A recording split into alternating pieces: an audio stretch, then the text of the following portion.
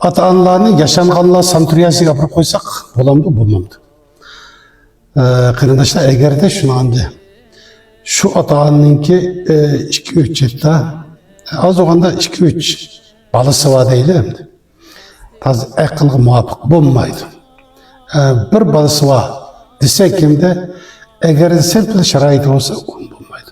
Hamda yaşanğanlar santuriyasida faqat o'zining oldin o'zi chiqamagida kelamni olmaydi o va'dada. Yani hükümet kurpagin yaşanğanlar santuriyasida u jiqqanda va'da haqsiz shaxsiylarnikin bor mesela ular maoshi bo'lsan oyda 5 ming koy elib qaraydi-ku deyim mening bilishimcha. Şuna tasoddifi şu bir balasi bor desak muomala bo'lsa qo'yma yaxshi.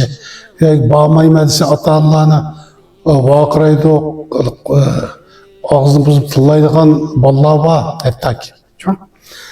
Amal bo'lsa to'g'ri islam ko'rgan bo'lishi mumkin. Degan ko'rdim bir xanzu bala bir onasini hamda 32 yoshga kelgan xizmetidan istifa berib onasining aqli 2 yoshli bolaga kelib qolgan. Hammasi o'zi qilib yuyindirib, taloliga chiqib, shu onam uchun xizmat qilaman deb qilganligini.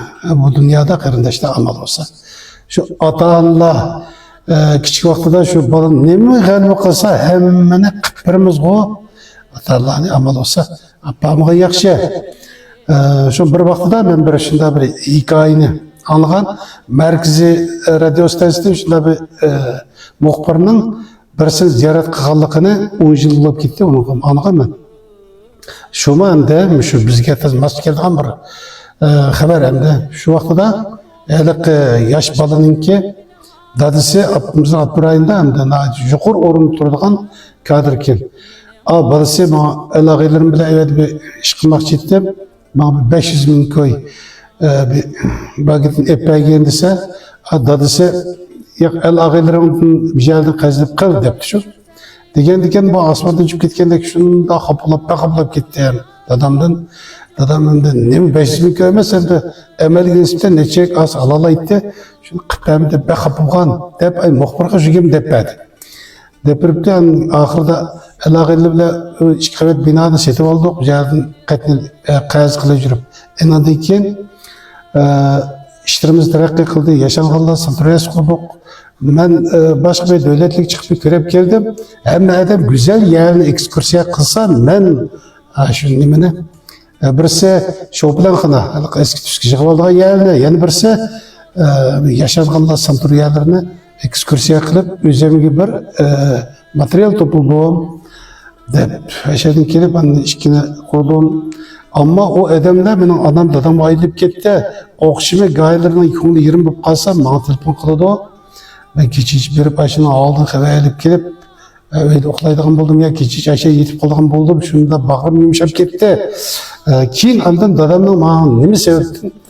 Pul benim geldikini düşünüp dadamını kucaklayıp söyleyip gitti. Doğru kıp geç vakti. Eğer de dadam şu pulunu epeyge baz belki ben o pulunu buzu çeçivitip bakatıyla bir edem gayılıp kalı diken bir gibi kıpayge.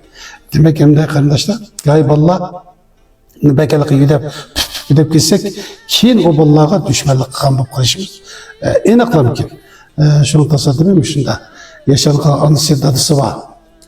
Qarindoshlar yaxshi qarashinglarni tavsiya qilaman. Amal bo'lsa azob bermasliginglarni tavsiya qilaman. Bu o'tmagan atrib o'gillikka shu ota-onamiz xohlagan bo'lsak bolalarimizni o'tdisi qaytarib turdi. Bolalarni bizim bolalarimiz bor. Shularni özümüz bir meblağ sağlamlık ata-onalarga yaxshi qarash. Çünkü bizim qayzimiz juma bu tügetkili bo'lmaydigan ata-onalarni beqish qarash biz bolalarninki qayzimiz. Amal bo'lsa azobamga yaxshi qaragan yaxshi. Tasoddifi sağlamlık bilimleri kerak bo'lsa meni qaytib edish orqali so'rab foydalansang bo'ladi. Men Xo'ja Abdulla. Öndedarım 1809 77 66 170. Şuna dünyada ata-onadan çoğun adam bo'lmaydi. Şu amal olsa qarindoshlar yaxshi qarashinglarni tavsiya qilaman. Ata-onalar mengu salomat bo'lg'ay.